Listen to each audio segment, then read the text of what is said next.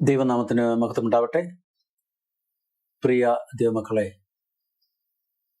2025 4ാം ക്വാർട്ടറിലെ 13ാമത്തെ പാഠത്തിലേക്ക് നമ്മൾ ഇപ്പോൾ കടന്നു വരികയാണ്.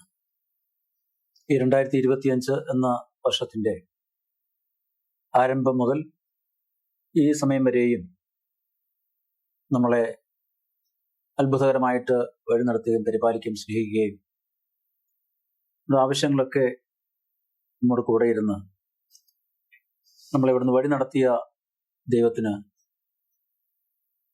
നന്ദി അർപ്പിക്കുകയും ഈ ഒരു ക്വാർട്ടർ മാത്രമല്ല കഴിഞ്ഞ ക്വാർട്ടറുകളിലും ദൈവത്തിൻ്റെ തിരുവചനം ചിന്തിക്കുവാനും പഠിക്കുവാനും ദൈവം നമ്മളെ ഓരോരുത്തരെയും സഹായിച്ചു. ദൈവം നമുക്ക് നൽകി തന്ന സകല അനുഗ്രഹങ്ങൾക്കും നന്ദിയുള്ളവരായി ജീവിപ്പാൻ ദൈവം നമ്മളെ സഹായിക്കട്ടെ. ഈ 13ാമത്തെ പാഠത്തിലേക്ക് എല്ലാ പ്രിയ മക്കളെയും നോർത്തുള്ള സെക്ഷന്റെ ശാബത്ത് സ്കൂൾ പഠന പദ്ധതിയിലേക്ക് ഞാൻ വളരെ ഹാർദവമായിട്ട് സ്വാഗതം ആശംസിക്കുന്നു. ദൈവത്തിൻ്റെ അത്ഭുതകരമാവുന്ന നടത്തിപ്പ് തുടർന്നും നമ്മുടെ ജീവിതത്തിൽ ഉണ്ടാവട്ടെ, നിങ്ങളോരോരുത്തരും ജീവിതത്തിൽ ഉണ്ടാവട്ടെ എന്ന് ആത്മാർത്ഥത്തോട് പ്രാർത്ഥിക്കുന്നു. ഈ പാഠത്തിന്റെ തലക്കെട്ട് ഇന്ന് തിരഞ്ഞെടുത്തുകൊള്ളുവിൻ എന്നാണ്.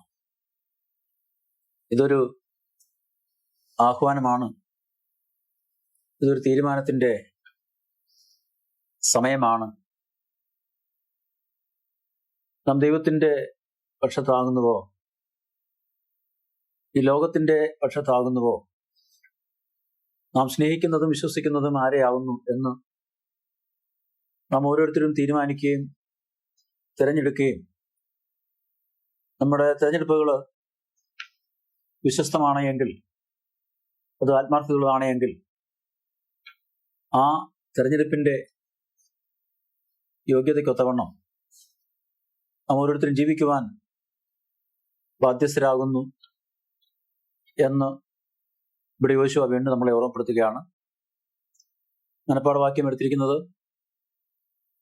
യോശുവയുടെ പുസ്തകം 25ാം അധ്യായത്തിന്റെ 15ാമത്തെ വാക്യം. അത് വളരെ പ്രസിദ്ധമായ ഒരു വാക്യമാണ്. യഹോവയെ സേവിക്കുന്നത് നന്നല്ലെന്ന് നിങ്ങൾക്ക് തോന്നുന്നെങ്കിൽ ആരെ സേവിക്കുമെന്ന് ഇന്ന് തിരഞ്ഞെടുത്തുകൊള്ളുവിൻ.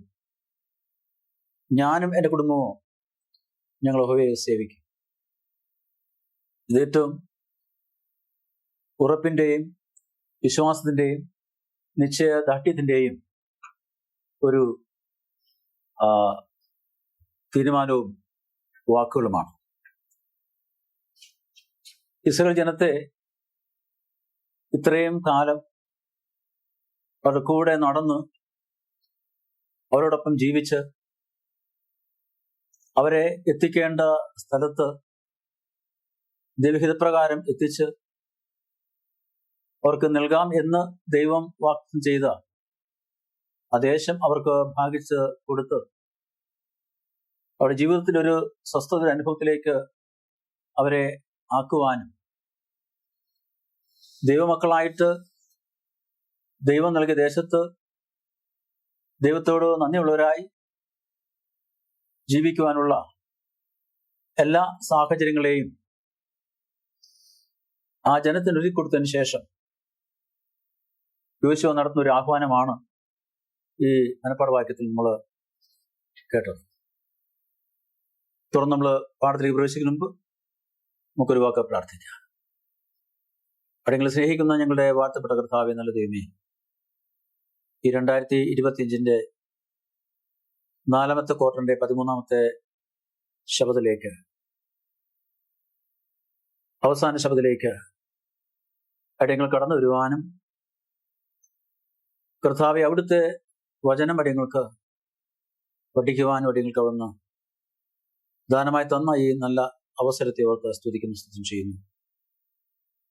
അടിയങ്ങളോടൊപ്പം ഉണ്ടായിരുന്നവർ, സ്നേഹിതർ, ബന്ധുക്കൾ, മറ്റ് പല പ്രിയപ്പെട്ടവര് ഈ അവസാന നിമിഷം കാണുവാൻ കഴിയാതെ ഭൂമിയിൽ നിന്ന് മാറ്റപ്പെട്ടു പോയി. അനേകരും ദുഃഖത്തിന്റെയും നിരാശയുടെയും വേദനയുടെയും അനുഭവത്തിൽ ജീവിക്കുമ്പോൾ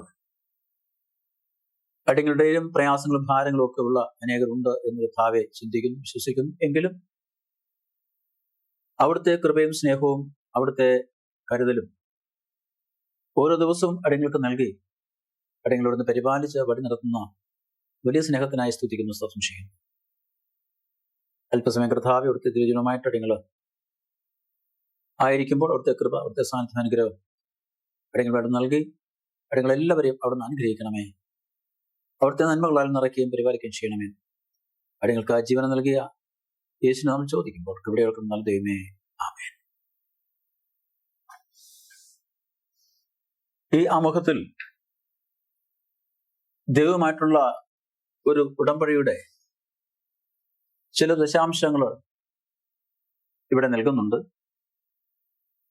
ഈ ഉടമ്പടിയുടെ പ്രത്യേകത എന്താണ്? അത് നാം മനസ്സിലാക്കുന്നത് ഒരു പ്രഭുവും അല്ലെങ്കിൽ ഒരു ഉടമയും അതുപോലെ ആ ഉടമയ്ക്ക് കീഴിൽ ചില നിബന്ധനകളോടെ, ചില ഉടമ്പടികളോടെ കാര്യങ്ങൾ ചെയ്യുവാനും ഏറ്റെടുക്കുവാനും കടന്നു വരുന്ന ഒരു സാമന്തനും തമ്മിലുള്ള ബന്ധത്തിന്റെ ഒരു പ്രത്യേകത, ആ ബന്ധത്തിന്റെ പ്രാധാന്യം, ആ ബന്ധത്തിലെ വ്യവസ്ഥകൾ, ആ ബന്ധത്തിൽ പാലിക്കപ്പെടേണ്ടതായ കാര്യങ്ങൾ, ആ ബന്ധത്തിന്റെ പരസ്പര വിശ്വാസവും സഹകരണവും, ഇതൊക്കെ നാം എങ്ങനെയാണ് മനസ്സിലാക്കുന്നത്? അത്തരത്തിലുള്ള ഒരു ബന്ധം, ആ ബന്ധത്തിന്റെ വ്യവസ്ഥകള്, അതിന്റെ ഉടമസ്ഥത, അത് വിഭാവന ചെയ്യുന്ന അതിന്റെ വിശദാംശങ്ങൾ, അതിന്റെ ഒത്തുതീർപ്പ് വ്യവസ്ഥകള്, അതിന്റെ സാക്ഷികള്, അതിന്റെ ഭാവിയിലേക്കുള്ള തീരുമാനത്തിന്റെ രേഖകൾ, ആ ഉടമ്പടിയുടെ സ്ഥിരീകരണം, ഇതൊക്കെയാണ് നാമും നമ്മുടെ ദൈവവും തമ്മിലുള്ള ബന്ധത്തിന്റെ പ്രത്യേകതയും പ്രാധാന്യവും. എത്രമാത്രം ഈ ഒരു ബന്ധത്തിന്റെ നിബന്ധനകൾ പാലിച്ചുകൊണ്ട് നാം ജീവിക്കുമ്പോൾ ആ നിബന്ധനകളിൽ ഉൾപ്പെടുത്തിയിരിക്കുന്ന ഓരോ കാര്യങ്ങളും നാം വീഴ്ച കൂടാതെ ചെയ്യുമ്പോൾ ആ ഉടമ്പടിയിൽ നിന്ന് നമുക്ക് ലഭിക്കുവാൻ കഴിയുന്ന പ്രതിഫലം, അനുഗ്രഹം എത്രമാത്രമാകുന്നു, അത് നമുക്ക് അനുഭവിക്കുവാനും പ്രാപിക്കുവാനും നാം ചെയ്യുന്ന അല്ലെങ്കിൽ സമ്മതിക്കുന്ന നാം ഒപ്പുവെക്കുന്ന ആ ഉടമ്പടി നാം എന്തിനു വേണ്ടിയാണോ അത് ചെയ്യുന്നത്, ആ കാര്യം നമ്മുടെ ജീവിതത്തിൽ നാം പ്രതീക്ഷിക്കുന്ന തരത്തിൽ നമ്മ ഉടമ്പടിയിൽ ചേരുമ്പോൾ നമ്മുടെ മനസ്സിലുള്ള പ്രതീക്ഷകളും ചിന്തകളും ആഗ്രഹങ്ങളും എന്താണ്, അത് അതുപോലെ തന്നെ നമുക്ക് അത് ലഭിക്കുവാനും അത് പൂർത്തീകരിക്കപ്പെടുവാനും തീർച്ചയായും ആ ഉടമ്പടിയുടെ നിബന്ധനകൾ നാം പാലിക്കേണ്ടത് വളരെ ആവശ്യമാണ്. അതുകൊണ്ടാണ് അതിന് സാക്ഷികളെ വെക്കുന്നതും അതിലെ ഓരോ കാര്യങ്ങളും വളരെ കൃത്യമായിട്ട് രേഖപ്പെടുത്തുകയും അതിനൊരിക്കലും മാറ്റം സംഭവിക്കില്ല എന്ന ഉറപ്പിന്മേൽ അത് തീരുമാനിക്കപ്പെടുകയും ചെയ്തു.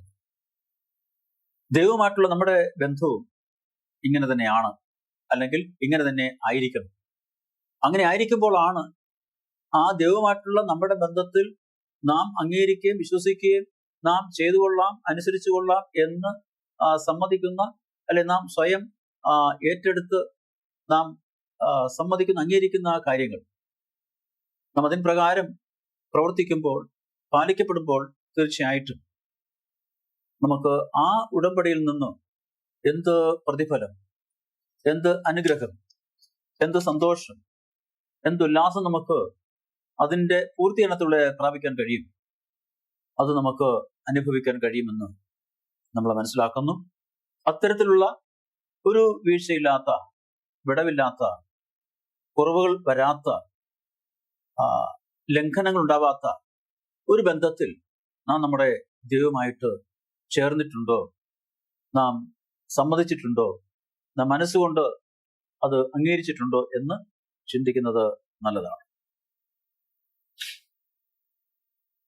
ദൈവത്തിന്റെ മക്കളായ ഇസ്രായേലിനെ സംബന്ധിച്ച് അവരുടെ ജീവിതത്തിൽ ദൈവം അവർക്ക് നൽകിക്കൊടുക്കാം എന്ന് പറഞ്ഞ ഒരു കാര്യം മാത്രമല്ല, ഒരു വാഗ്ദത്ത ദേശം അവർക്ക് നൽകിക്കൊടുക്കാമെന്നുള്ള ഒരു കാര്യം മാത്രമല്ല, അവരുടെ ജീവിതത്തിലെ എല്ലാ മേഖലകളിലും, എല്ലാ അവസ്ഥകളിലും, എല്ലാ തലങ്ങളിലും അവരെങ്ങനെയാണ് ആയിരിക്കേണ്ടത് എന്ന്, അവരുടെ ജീവിതം എങ്ങനെ ആയിരിക്കണമെന്നും, അവരുടെ സമൂഹം എങ്ങനെ കെട്ടിപ്പടുക്കപ്പെടണമെന്നും, ആ സാമൂഹിക ജീവിതത്തിൽ അവർ അനുവർത്തിക്കേണ്ടതായ നിയമങ്ങളെയും, അവരുടെ പരസ്പര ബന്ധത്തിന്റെ പ്രാധാന്യത്തെയും, അങ്ങനെ നിരവധി കാര്യങ്ങൾ ദൈവം തന്റെ ജനമായ ഇസ്രായേലിന് പറഞ്ഞു കൊടുക്കുകയും അവരെ ഉപദേശിച്ചു കൊടുക്കുകയും ആവശ്യമായ സഹായങ്ങൾ അവർക്ക് നൽകി കൊടുക്കുകയും പ്രതിസന്ധികൾ വരുമ്പോൾ അവരുടെ കൂടെ നിൽക്കുകയും വീഴ്ച വരുമ്പോൾ അവരെ ശാസിക്കുകയും ശിക്ഷിക്കുകയും ചെയ്യുന്ന ഒരു പിതാവിന്റെ സ്ഥാനത്ത് നിന്നുകൊണ്ട് ഇസ്രായേൽ ജനത്തെ അവർക്ക് വാഗ്ദത്തം നൽകിയ ആ കനാനിലേക്ക് അല്ലെങ്കിൽ വാഗ്ദേശത്തേക്ക് അവരെ കൊണ്ടുപോകുമ്പോൾ അവർ മാത്രമല്ല, അവരുടെ പിതാക്കന്മാർ ഉൾപ്പെടെയുള്ള എല്ലാ വ്യക്തികളും ഒന്നിച്ചു കൂടാൻ കഴിയുന്ന ഒരു സാഹചര്യം അവിടെ ഒരുക്കപ്പെടുവാനും, അങ്ങനെ ഇസ്രായേലിലെ ഈ വാഗ്ദത്ത ദേശം കൈവശമാക്കിയ ജനം ഉൾപ്പെടെ അവരുടെ ആദ്യ തലമുറയിൽപ്പെട്ട അവരുടെ ഗോത്ര പിതാക്കന്മാർ മുതലുള്ളവരെ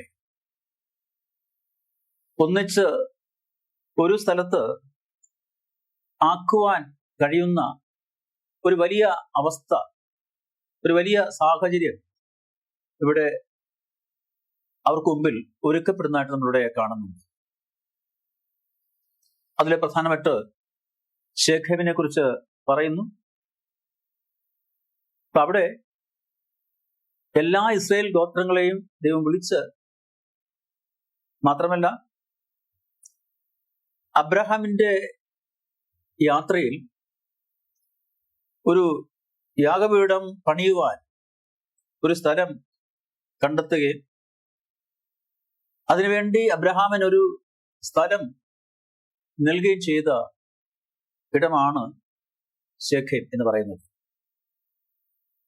നമ്മളിവിടെ അതിനോട് ബന്ധപ്പെട്ട് മനസ്സിലാക്കുന്ന മറ്റൊരു കാര്യം ഇവിടെ യോശുവയുടെ പുസ്തകത്തിൽ പറഞ്ഞിരിക്കുന്നത്, അവർക്ക് ശേഖേമിൽ വെച്ച് ഒരു ചട്ടവും പ്രമാണവും ദൈവം യോശുവ മുഖാന്തരം നിശ്ചയിച്ചു കൊടുത്തു എന്ന് അവിടെ പറയുന്നുണ്ട്.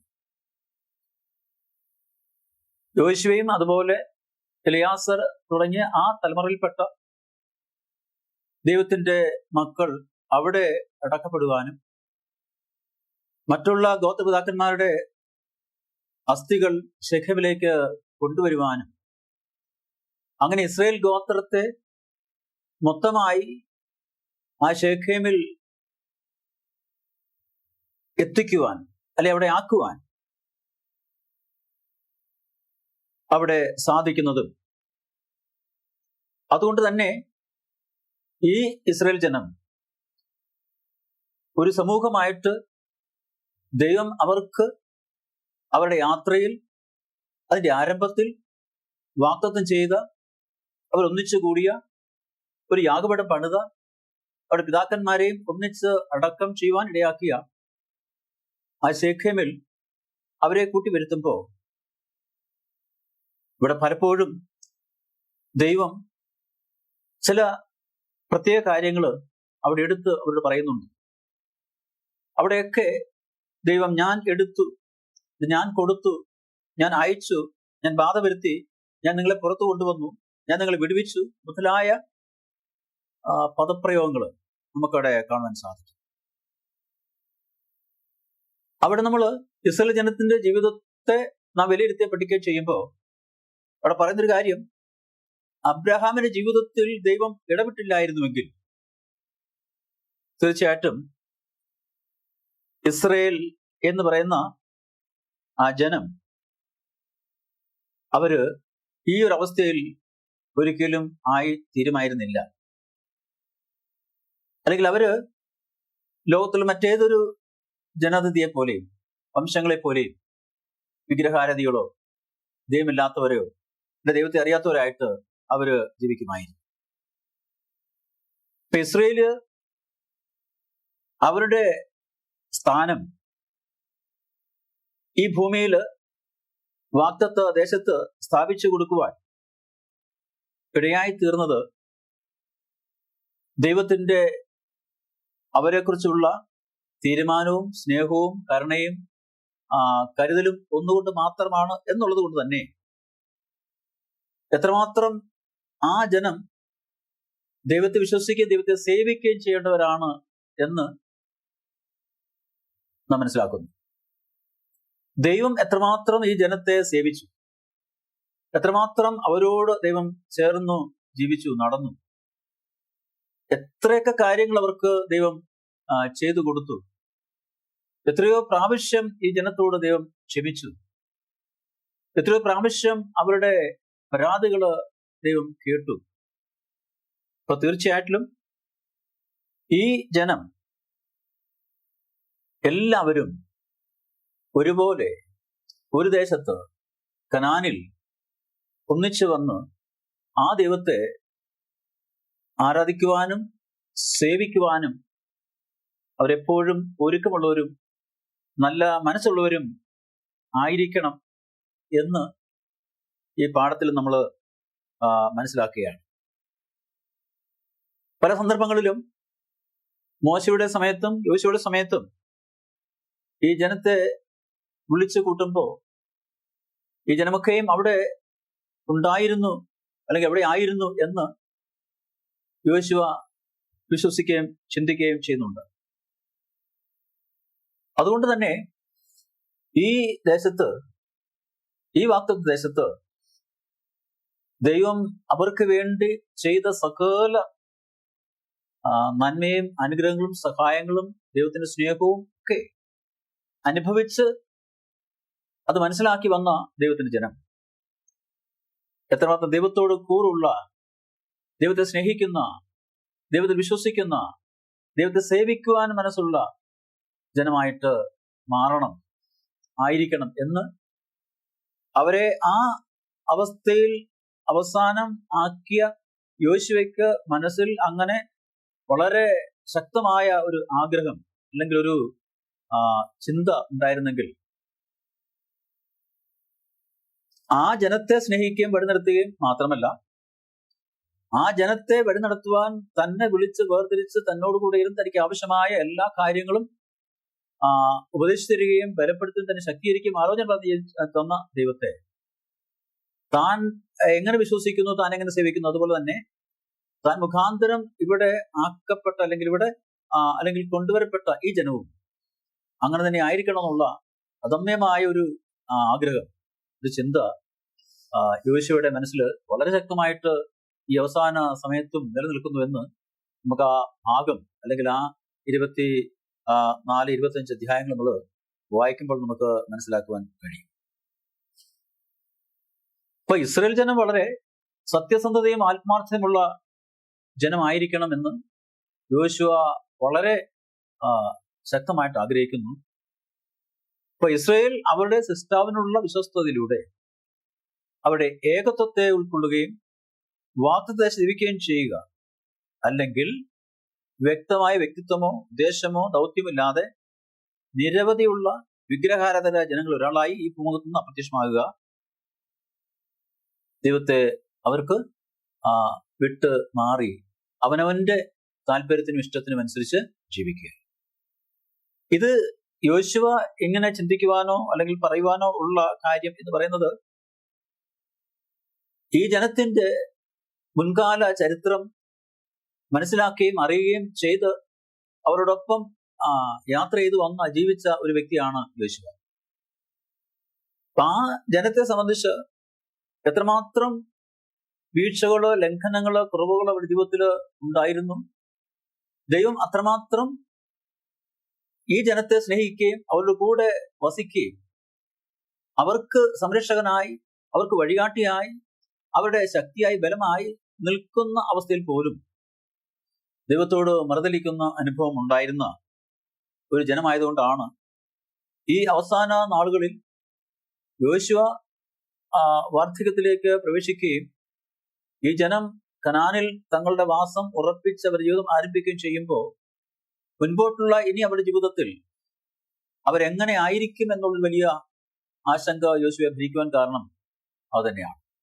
അവർക്ക് വാഗ്ദത്തമായി നൽകും എന്ന് പറഞ്ഞ ദേശം അവർക്ക് കൊടുത്തുവെങ്കിലും പൂർണ്ണമായിട്ട് അന്യ അല്ലെങ്കിൽ വംശങ്ങളെ അവിടെ നിന്ന് മാറ്റുവാൻ കഴിഞ്ഞില്ല, അല്ലെങ്കിൽ മാറ്റിയിട്ടുണ്ടായിരുന്നില്ല.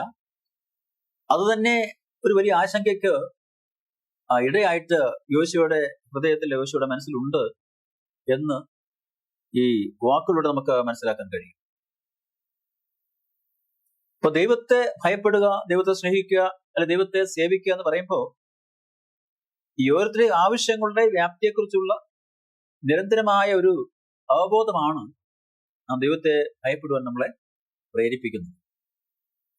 ഓരോ വ്യക്തിയുടെയും ആവശ്യങ്ങളുടെ വ്യാപ്തിയും അതിനെക്കുറിച്ചുള്ള നമ്മളൊരു അവബോധം എത്രമാത്രം നമ്മുടെ ജീവിതം സങ്കീർണമാണ്, എത്രമാത്രം ജീവിതം പ്രശ്ന അല്ലെങ്കിൽ ബഹുലമാണ്, എത്രമാത്രം അത് സംഘർഷങ്ങൾ നിറഞ്ഞതാണ്, അല്ല എത്രമാത്രം അത് സുഖകരമല്ലാത്തൊരു അനുഭവത്തിലൂടെ കടന്നു പോകുന്നു. അപ്പോൾ അതിന്റെ കാരണങ്ങൾ നമുക്ക് പെട്ടെന്ന് പരിഹരിക്കുവാനോ ഒരു സ്വസ്ഥമായ സമാധാനമായ ഒരു അവസ്ഥയിലേക്ക് നമുക്ക് പെട്ടെന്ന് മാറുവാനോ കഴിയില്ല എന്നൊക്കെ ഉള്ള ചിന്തകളും ഭയവും ആശങ്കകളും ഒക്കെയാണ് പലപ്പോഴും ഈ ദൈവ സന്നിധിയിലേക്ക് അടുത്തു വരുവാനോ, ദൈവത്തെ സ്നേഹിക്കുവാനോ, ദൈവത്തെ സേവിക്കുവാനോ ഒക്കെ മനുഷ്യനെ പ്രേരിപ്പിക്കുന്ന, അല്ലെങ്കിൽ അതിന് നിദാനമായ കാരണങ്ങൾ എന്നിവിടെ പറയുന്നുണ്ട്. അപ്പൊ തീർച്ചയായും ആ അവബോധം അല്ലെങ്കിൽ നമ്മുടെ ജീവിതത്തിൻ്റെതായ ആവശ്യങ്ങളുടെ വ്യാപ്തി പലപ്പോഴും ഒരു അനുസരണമുള്ള ജീവിതം നയിക്കാൻ നമ്മെ സഹായിക്കുന്നതാണ്. ഇപ്പോ ലേവ്യർ 10:19-14, 25:17, ആവർത്തനം 17, 19, 2 17-34 ഇവിടെയൊക്കെ ഇസ്രായേൽ മക്കളുടെ ജീവിതത്തിൽ ഇത്തരത്തിലുള്ള അവസരങ്ങൾ, ഇത്തരത്തിലുള്ള അവസ്ഥകളിൽ അവരെങ്ങനെയായിരുന്നു എന്നതിനെ സംബന്ധിച്ച് അവിടെ വ്യക്തമായിട്ട് രേഖപ്പെടുത്തിയിട്ടുണ്ട്.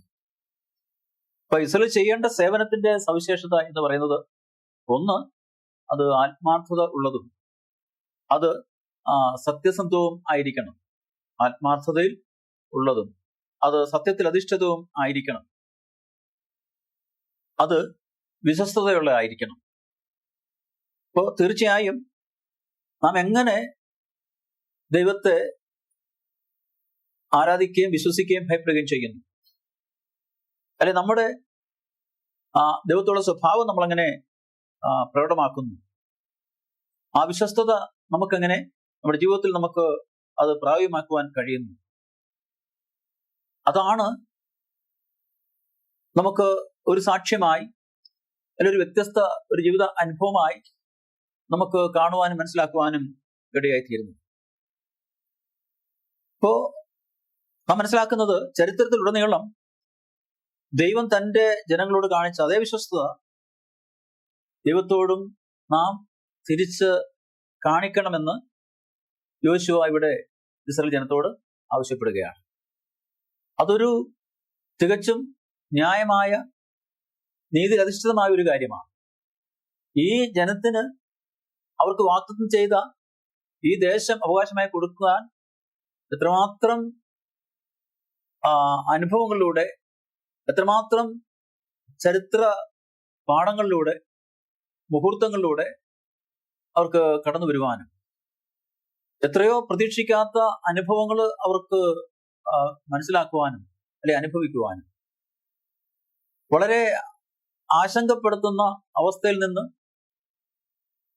സമാധാനത്തിലേക്കും സ്വസ്ഥതയിലേക്കും ആ ജനത്തെ വഴി നടത്തുവാനും ആ ദൈവത്തിന് കഴിഞ്ഞുവെങ്കിൽ അതിന്റെ അനന്തരഫലമായിട്ട് അവർക്ക് ലഭിച്ച സ്വസ്ഥതയിലും സമാധാനത്തിലും ആ ദൈവത്തെ സ്നേഹിച്ചും സേവിച്ചും കൊണ്ട് ജീവിക്കുക എന്നത് ഇസ്രായേൽ ജനത്തിന്റെ ഏറ്റവും വലിയ ഉത്തരവാദിത്തങ്ങൾ ഒന്നാണ് എന്ന് അവരെ ഓർമ്മപ്പെടുത്തുന്ന ഒരു ഉത്തരവാദിത്വവും ഈ അവസാന സമയത്തും യോശുവ മറന്നു പോകാതെ ചെയ്യുന്നു എന്നതാണ് നമ്മൾ ഇപ്പോൾ മനസ്സിലാക്കുന്നത്.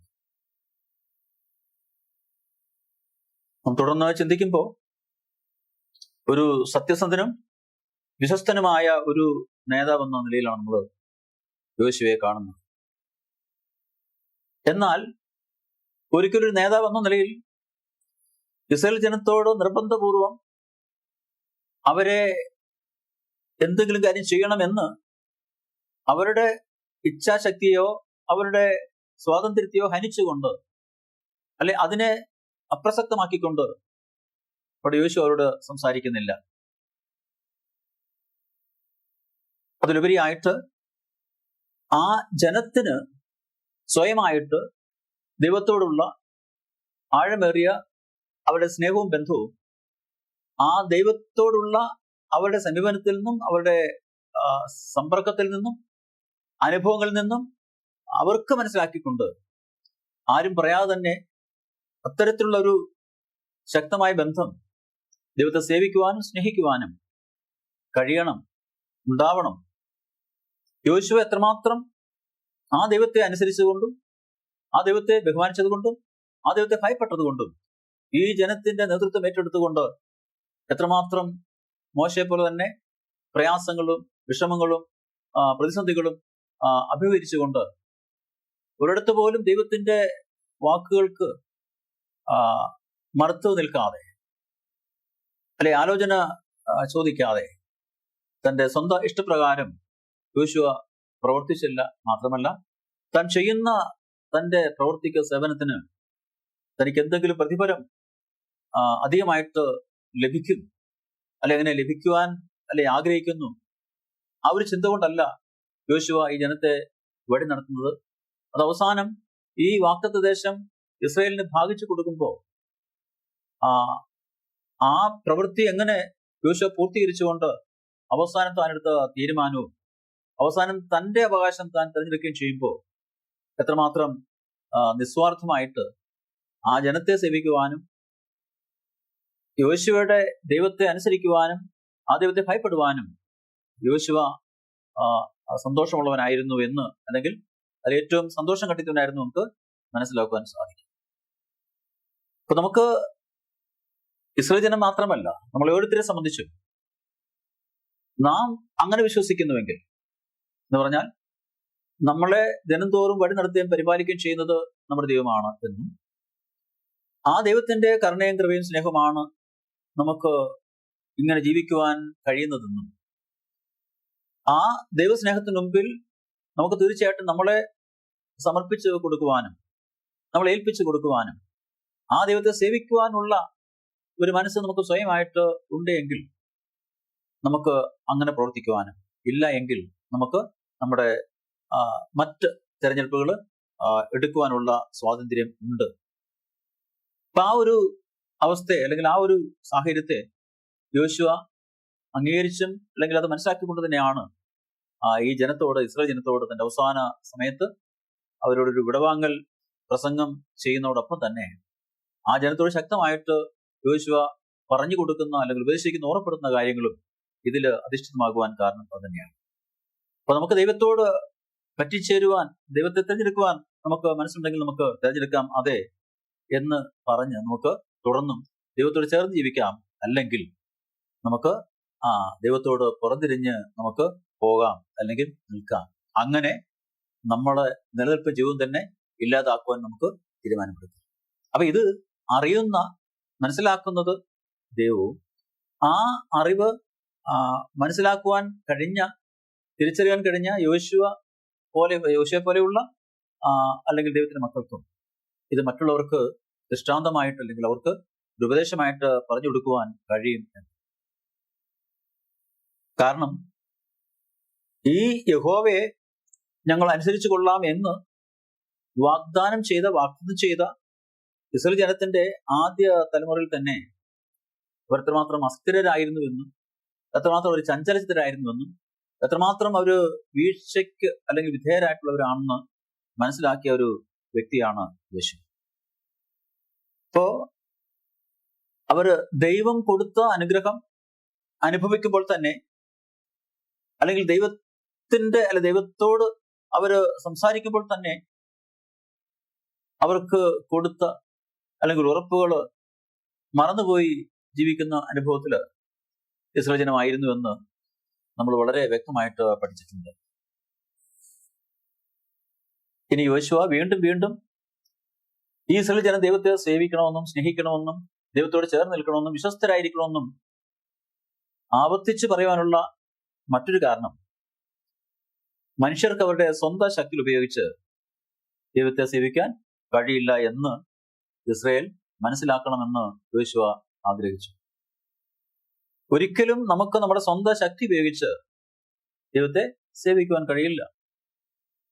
കാരണം നമുക്ക് ദൈവത്തെ സേവിക്കാൻ കഴിയണമെങ്കിൽ നാം ആ നമ്മുടെ സ്വാർത്ഥപരമായ സ്വന്തം എന്ന ആ ഒരു ചിന്ത വെടിഞ്ഞുകൊണ്ട്, അല്ലെങ്കിൽ ഞാൻ അല്ലെങ്കിൽ ഞങ്ങൾ എന്ന ആ ചിന്ത വെടിഞ്ഞുകൊണ്ട്, നമ്മെ നടത്തുന്ന, നമ്മളെ ശക്തീകരിക്കുന്ന, അല്ലെ നമ്മളെ പരിപാലിക്കുന്ന ഒരു ദൈവം, നമുക്ക്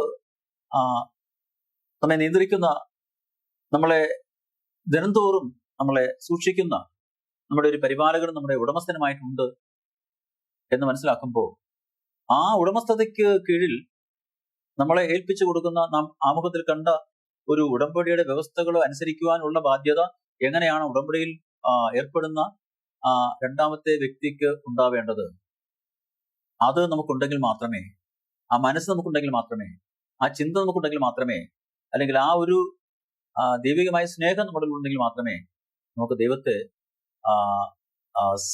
സ്നേഹിക്കുവാനും സേവിക്കുവാനും കഴിയൂ എന്നുള്ളവരുടെ മനസ്സിലാക്കും.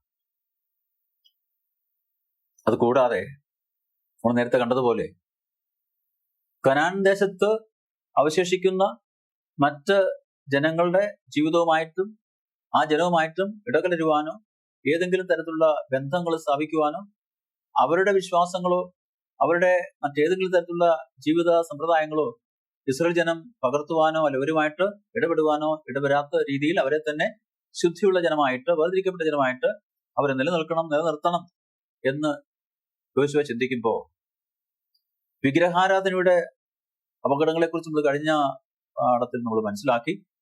ഇപ്പൊ ശലോമോൻ രാജാവിന്റെ ജീവിതത്തിൽ വന്ന ഏറ്റവും വലിയ വീഴ്ച എന്തായിരുന്നു, അതിന്റെ കാരണം എന്തായിരുന്നു എന്ന് നമ്മളിവിടെ കണ്ടു.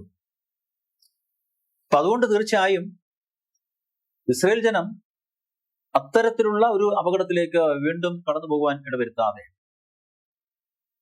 അവര് ദൈവത്തിലേക്ക് ചാഞ്ഞ് ചേർന്ന് നമ്മുടെ പ്രാർത്ഥനയ്ക്ക് ചെവി ചായ്ക്കുന്ന ആ ദൈവത്തോട് ചേർന്നുകൊണ്ട് ദൈവത്തോട് മാത്രം പ്രാർത്ഥിക്കുവാനും ദൈവത്തെ മാത്രം ആരാധിക്കുവാനും ദൈവഭാഗം മാത്രം നമുക്ക് നമ്മളെ സമർപ്പിക്കുവാനും കഴിയുന്ന ഒരു വിശ്വാസം, ഒരു ജീവിത ശൈലി ഈ ജനം വളരെ നല്ല രീതിയിൽ വളർത്തിയെടുക്കണമെന്ന് അവിടെ യോശുവ ആഗ്രഹിക്കുകയാണ്. ഇവിടെ പറയുന്നത്, ഇപ്പൊ പാപമംഗലമായ ഒരു മനുഷ്യൻ, അല്ലെങ്കിൽ ഒരു മനുഷ്യ ഹൃദയത്തിന് ദൈവത്തിലേക്ക് ചാഞ്ഞ് അവന്റെ ശബ്ദം കേൾക്കാനുള്ള സ്വാഭാവികമായ ഒരു പ്രവണത ഉണ്ടാവുകയില്ല. ജഡീകമായി ജീവിക്കുന്ന ഒരു വ്യക്തിക്ക്, ലൗകിക കാര്യങ്ങളിൽ വളരെ മുഴുകി ജീവിക്കുന്ന ഒരു വ്യക്തിക്ക് ഈ ലോകത്തിൻ്റെതായ അല്ലെങ്കിൽ സുഖത്തിനും മറ്റ് മാനസികമായ ഉല്ലാസത്തിനും ഒക്കെ പ്രാധാന്യം കൊടുക്കുന്ന വ്യക്തികൾക്ക് ഒരിക്കലും ദൈവത്തിന്റെ ഹിതം, ദൈവത്തിന്റെ ഇഷ്ടം, അല്ലെങ്കിൽ ദൈവം എന്ത് സംസാരിക്കുന്നു എന്ന് തിരിച്ചറിയുവാനും മനസ്സിലാക്കുവാനും കഴിയില്ല എന്ന് യോശുവ മനസ്സിലാക്കുന്നതുകൊണ്ട് തന്നെയാണ് എത്രമാത്രം നിരന്തരമായിട്ട് ദൈവമായിട്ടുള്ള ബന്ധത്തിൽ വിഗ്രഹങ്ങളെയോ അതുപോലെ മറ്റേതെങ്കിലും കാര്യങ്ങളെ അവർ വിശ്വാസത്തിൽ നിന്ന് വേർതിരിക്കുന്ന, വ്യതിചലിപ്പിക്കുന്ന, അവരുടെ ജീവിതത്തിലേക്ക് കടന്നു വരുന്ന അത്തരം സാഹചര്യങ്ങൾ ഒഴിവാക്കണമെന്ന് പറയുമ്പോൾ അത് മറ്റുള്ള മനുഷ്യരിലൂടെ അവരിലേക്ക് അല്ലെങ്കിൽ ഉണ്ടാകാവുന്ന ദോഷം മാത്രമല്ല, അവരുടെ തന്നെ ഇടയിൽ അത്തരത്തിലുള്ളൊരു കാര്യങ്ങൾ ഇസ്രായേൽ ജനത്തിന്റെ ഇടയിൽ ഉണ്ടാവരുത് എന്ന് പ്രത്യേകമായിട്ട് ഇവിടെ യോശുവ ഓർമ്മപ്പെടുത്തുകയാണ്. ഇത് യോശുവ ഇസ്രായേൽ ജനത്തോട് സംസാരിക്കുമ്പോൾ ആ ഇസ്രായേൽ ജനത്തോട് മാത്രമല്ല, അല്ലെങ്കിൽ ഇസ്രായേൽ ജനത്തിന്റെ കൂട്ടത്തിൽ യോശുവയോട് കൂടി കടന്നു വന്ന ആ തലമുറയിലെ ആ മക്കളോട്, അല്ലെങ്കിൽ ആ ഇസ്രായേൽ ജനത്തോട് മാത്രമല്ല, ഇത് പഠിക്കുന്ന, ഇത് വായിക്കുന്ന, ഇത് ചിന്തിക്കുന്ന നാം ഓരോരുത്തരും അത് തിരിച്ചറിയുകയും മനസ്സിലാക്കുകയും നമ്മുടെ ജീവിതത്തിൽ, നമ്മുടെ ഇടയിൽ, നമ്മുടെ വിശ്വാസത്തിനും നമ്മുടെ പ്രത്യാശയ്ക്കും അല്ലെങ്കിൽ ദൈവത്തോടുള്ള ബന്ധത്തിലും ഇടർച്ച വരുത്തുന്ന, അല്ലെങ്കിൽ അതിന് തടസ്സമായി നിൽക്കുന്ന, അല്ലെങ്കിൽ ഏതെങ്കിലും തരത്തിൽ വിഘാതം ഉണ്ടാക്കുന്ന ഏതെങ്കിലും അവസ്ഥകളോ സാഹചര്യങ്ങളോ നമുക്കുണ്ടോ എന്ന് നാം മനസ്സിലാക്കി അത്തരത്തിൽ നമ്മുടെ മനസ്സിനെ നാം തീർച്ചയായിട്ടും ദൈവത്തിലേക്ക് തിരിച്ചുകൊണ്ട് ഏകരമായിട്ട് ആ ദൈവത്തിന്റെ വചനം നമുക്ക് കേൾക്കുവാനും ദൈവത്തിന്റെ ശബ്ദം നമുക്ക് തിരിച്ചറിയുവാനും അങ്ങനെ ദൈവഹിതപ്രകാരം നമുക്ക് ജീവിക്കാൻ കഴിയുന്ന ഏറ്റവും ശക്തമായ ഒരു ജീവിത അല്ലെങ്കിൽ സത്യത്തിൽ നിലനിന്നുകൊണ്ട് ഒരു ആത്മീയമായ ഒരു നിയമങ്ങളിൽ അധിഷ്ഠിതമായിക്കൊണ്ട് നമുക്ക് നമ്മളെ തന്നെ ക്രമീകരിക്കുവാനും നമ്മളെ തന്നെ തിരുത്തുവാനും നമ്മളെ തന്നെ ശുദ്ധീകരിക്കുവാനും ഒക്കെ കഴിയുന്ന ഒരു നല്ല തീരുമാനത്തിന്റെയും അല്ലെങ്കിൽ മാനസിക അല്ലെങ്കിൽ ഒരുക്കത്തിന്റെയും അനുഭവത്തിലാണ് നമുക്ക് തീർച്ചയായിട്ടും ദൈവത്തിന്റെ മക്കളായിട്ട് ജീവിക്കുവാൻ കഴിയുന്നത് എന്ന് യോശുവ മനസ്സിലാക്കിക്കൊണ്ടാണ് നിങ്ങളുടെ ഇടയിൽ, അല്ലെങ്കിൽ നമ്മളുടെ ഇടയിൽ, ഇസ്രായേൽ ജനത്തിന്റെ ഇടയിൽ ഒരു തരത്തിലുമുള്ള അത്തരത്തിലുള്ള ഒരു മറ്റ് അവിശ്വാസത്തിൻ്റെതായ ഘടകങ്ങൾ ഉണ്ടാവരുത് എന്ന് പറയാൻ കാരണം നമ്മൾ ഒടുവിൽ ചിന്തിക്കുമ്പോൾ അവിടെ പറയുന്നത് നന്നായി പൂർത്തിയാക്കിയെന്ന് എന്ന് പറഞ്ഞാൽ നമുക്കറിയാം എല്ലാ കാര്യങ്ങളും അല്ലേ, എല്ലാ കാര്യങ്ങളും ദൈവം എന്താണ് ആഗ്രഹിച്ചത്. ഇപ്പോ ദൈവജനത്തെ സംബന്ധിച്ച് അബ്രഹാം മുതൽ നമുക്കറിയാം ദൈവം അവരോട് സംസാരിച്ച, അവർക്ക് നൽകിയ വാഗ്ദത്തങ്ങൾ, അവരോട് ഇടപെട്ട രീതി, അവരെ വഴി നടത്തിയ വിധങ്ങൾ, ഇതൊക്കെ നമ്മൾ ചിന്തിക്കുമ്പോൾ ഇതിൻ്റെയൊക്കെ ഒരു പരിസമാപ്തി എന്ന നിലയിൽ, പൂർത്തീകരണം എന്ന നിലയിൽ ദൈവം ആഗ്രഹിച്ച പ്രകാരം തന്നെ യോശുവയിലൂടെ ആ ഇസ്രായേൽ ജനത്തിന് വേണ്ട കാര്യങ്ങളൊക്കെയും നന്നായി പൂർത്തീകരിച്ച് അവർക്ക് വേണ്ട സകല കാര്യങ്ങളും ചെയ്തു കൊടുക്കുവാനും പൂർത്തീകരിക്കുവാനും യോശുവ മുഖാന്തരം ദൈവത്തിന് ചെയ്യാൻ സാധിച്ചു. ഇപ്പൊ ഒരു സ്ഥിരതയുടെ ബോധം ആ ജനത്തിന് ഉണ്ടാകുവാനും അവരുടെ ഗോത്രപിതാക്കന്മാർക്ക് നൽകിയ വാഗ്ദത്തങ്ങൾ നിറവേറ്റപ്പെട്ടു എന്ന് മനസ്സിലാക്കുവാനും തങ്ങൾ ഒരു ജനതയാണ്, ദൈവത്തിന്റെ മക്കളാണ്, ഞങ്ങൾ ഒന്നാണ്, ഞങ്ങളുടെ പിതാവും ഞങ്ങളുടെ ദൈവവും ഞങ്ങളുടെ നായകനും ഞങ്ങളുടെ യഹോവയായ ദൈവമാണ്, ഞങ്ങളെ പരിപാലിക്കുന്നതും ഞങ്ങൾ നിയന്ത്രിക്കുന്നതും ഞങ്ങളെ മുൻപോട്ട് ജീവിപ്പിക്കുന്നതും ഞങ്ങളുടെ ദൈവമാണ് എന്ന ഏക ചിന്തയിൽ ആ ജനം വീണ്ടും ഒന്നിച്ച് ഒറ്റക്കെട്ടായി ശക്തിയോടെ ദൈവസന്നിധിയിൽ ദൈവത്തെ സേവിക്കുവാനുള്ള ഒരു ഒരുക്കമുള്ള മനസ്സോടുകൂടി യാതൊരുവിധ മറ്റ് പ്രയാസങ്ങളോ തടസ്സങ്ങളോ മറ്റ് അസ്വസ്ഥകരമായ ചിന്തകളോ ആലോചനകളോ ഒന്നും അവരുടെ ജീവിതത്തിൽ കടന്നു വരാതെ, അവരുടെ ചിന്തകൾ കടന്നു വരാതെ അവരെ വാഗ്ദത്ത പ്രകാരം പൂർത്തീകരിക്കപ്പെട്ട ആ വാഗ്ദാനങ്ങളുടെ ഒരു പരിസമാപ്തി എന്ന നിലയിൽ അത്രമാത്രം സമാധാനപരമായ വളരെ ക്രമീകരിക്കപ്പെട്ട രീതിയിൽ ഓരോരുത്തർക്കും നൽകേണ്ട അവകാശങ്ങൾ നൽകി അവരെ അവിടെ ആക്കുമ്പോൾ ആ ദൈവത്തിന്റെ ഒരു വലിയ പദ്ധതിയുടെ ഒരു പൂർത്തീകരണം ഈ യോശുവയിലൂടെ നമ്മൾ കാണുകയും ആ യോശുവ അത് നിർവഹിച്ചു കഴിഞ്ഞ ശേഷവും ഈ ജനം ഒരിക്കൽ പോലും അവരുടെ മുൻ തലമുറക്കാരെ പോലെ ആയിത്തീരാതെ ദൈവത്തോട് എല്ലാ സമയവും വിശ്വസ്തയും സത്യസന്ധതയും ആത്മാർത്ഥതയുമുള്ള ജനമായിട്ട് നിൽക്കണം അല്ലെങ്കിൽ ജീവിക്കണം എന്ന് യോശുവ ആഗ്രഹിക്കുന്നു. ഇവിടെ ഒരു ഉദാഹരണം എടുത്ത് പറയുന്നുണ്ട്. കാൻറ്റർബറിയിലെ ഒരു മുൻ arch bishop Lord George Koshy ഒരു ദേവാലയത്തിൽ പ്രസംഗിക്കുമ്പോൾ അദ്ദേഹം പറയുണ്ടായി, ആംഗ്ലിക്കൻ ചർച്ച് വംശനാശത്തിന്റെ ഒരു തലമുറ അകലം മാത്രമാണ് എന്ന് പറഞ്ഞാൽ ഒരു സഭ അതിന്റെ തകർച്ചയുടെ ഒരു തലമുറയുടെ അകലം മാത്രം ആണ് എന്ന്. ഇവിടെ ഈ ഗ്രന്ഥകർത്താക്കള് പറയുന്ന അഭിപ്രായം, വാസ്തവത്തിൽ സഭ എല്ലായ്പ്പോഴും വംശനാശത്തിന്റെ ഒരു തലമുറയാണ്. കാരണം മനുഷ്യ സമൂഹം അല്ലെങ്കിൽ ജനസമൂഹം അല്ലെങ്കിൽ ജനത്തിന്റെ കൂട്ടം എങ്ങനെയാണ് പ്രവർത്തിക്കുന്നത് എന്ന് കൃത്യമായിട്ട് ആർക്കും പറയുവാനും നിയന്ത്രിക്കുവാനും പഠിപ്പിക്കുവാനും പരിശീലിപ്പിക്കുവാനും കഴിയുന്ന ഒന്നല്ല. ഒരു ആത്മീയ ജീവിതത്തിൽ പ്രത്യേകിച്ച് വളരെ തടസ്സങ്ങളും പ്രതിസന്ധികളും അതിനുണ്ട്. ഒരു രാഷ്ട്രീയ സമൂഹത്തിനെയോ മറ്റേതെങ്കിലും തരത്തിലുള്ള ഒരു വിഭാഗങ്ങളെയൊക്കെ പൊതുവായിട്ട് ഒരു സമൂഹമായിട്ട് ഒരുപക്ഷെ ചില കാര്യങ്ങളിലൂടെ മുൻപോട്ട് കൊണ്ടുപോകാം. അതും പലതരത്തിലുള്ള പ്രയാസങ്ങളും പ്രതിസന്ധികളും ഒക്കെ അതിനിടയിലുണ്ട് എന്ന് സംഭവിക്കുന്നു എന്ന് നമുക്ക് നമ്മുടെ ലോകത്തിൽ തന്നെ നോക്കി അനേക ഉദാഹരണങ്ങൾ നമുക്ക് പഠിക്കുവാൻ കഴിയും, മനസ്സിലാക്കാൻ കഴിയും. എന്നാൽ ഒരു ആത്മീയ സമൂഹത്തെ ദൈവത്തിൽ ആശ്രയം വെച്ചുകൊണ്ട് മുൻപോട്ട് ആ ദൈവവചനത്തിൽ പ്രത്യാശയും വിശ്വാസം അർപ്പിച്ചുകൊണ്ട് അവർ ജീവിക്കുവാൻ അല്ലെങ്കിൽ അവർ ജീവിക്കണം എന്ന് പറയുമ്പോൾ അല്ലെങ്കിൽ ചിന്തിക്കുമ്പോൾ ആഗ്രഹിക്കുമ്പോൾ അത് വളരെ വെല്ലുവിളി നിറഞ്ഞ ഒരു കാര്യമാണ്. അതുകൊണ്ടാണ് പറയുന്നത് എല്ലായ്പ്പോഴും ഒരു സഭ എന്ന് പറഞ്ഞാൽ സഭകൾ എന്ന് പറഞ്ഞൊരു ഒരു വംശനാശത്തിന്റെ ഒരു അനുഭവത്തിലാണെങ്കിൽ അവസ്ഥയിലാണ് നിൽക്കുന്നത്. ഇസ്രായേൽ ജനത്തെ സംബന്ധിച്ചും അവിടെ മുൻകാല അനുഭവങ്ങൾ അതായി.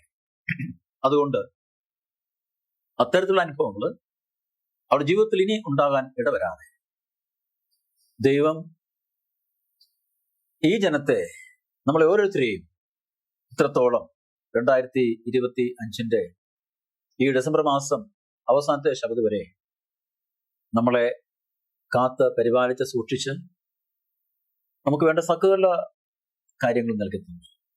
ആത്മീയമായും ഭൗതികമായിട്ട് നമ്മളെ അനുഗ്രഹിച്ച് നമ്മളെല്ലാം പ്രിയപ്പെട്ടവരെയും അവിടുത്തെ ചെറുവൻ മറവിൽ സൂക്ഷിച്ച് നമ്മളെ വഴി നടത്തുന്ന കർത്താവിന്റെ സന്നിധിയിൽ ഏറ്റവും വിശ്വസ്തരായി ദൈവത്തെ സ്നേഹിച്ചും സേവിച്ചും ആ ദൈവത്തിന്റെ മാറ്റമില്ലാത്ത വചനങ്ങൾ പ്രമാണിച്ച് മുൻപോട്ട് ജീവിക്കാൻ തക്കമാണ് ദൈവത്തിന്റെ പരിശുദ്ധാത്മാവ് അവിടുത്തെ തിരുവചനം നമ്മളെ സഹായിക്കട്ടെ എന്ന് പ്രാർത്ഥിച്ചുകൊണ്ട് ഈ കഴിഞ്ഞ ചില ക്വാർട്ടറിൽ ദൈവത്തിന്റെ വചനം പ്രിയ ദൈവമക്കളുമായിട്ട് പങ്കുവെക്കുവാനും ചിന്തിക്കുവാനും ദൈവം അടിയൻ നൽകി തന്ന ഈ അവസരത്തെ ഓർത്ത് ഞാൻ ദൈവത്തെ സ്തുതിക്കുന്നതോടൊപ്പം എല്ലാ പ്രിയ ദൈവമക്കൾക്കും എൻ്റെ ഏറ്റവും ഹൃദയത്തിന്റെ ഭാഷയിൽ നിന്ന് ഞാൻ നന്ദി രേഖപ്പെടുത്തുന്നു.